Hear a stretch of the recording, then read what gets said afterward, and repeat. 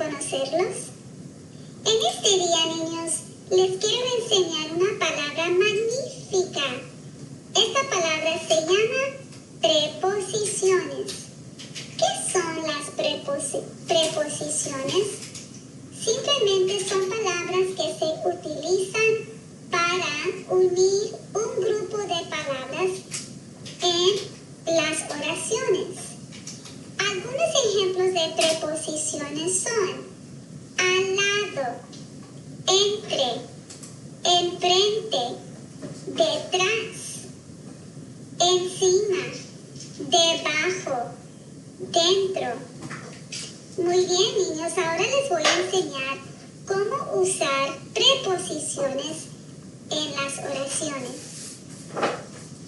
La manzana está al lado de la mesa.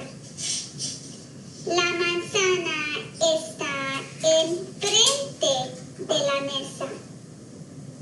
La manzana está detrás de la mesa. La manzana está debajo de la mesa. La manzana está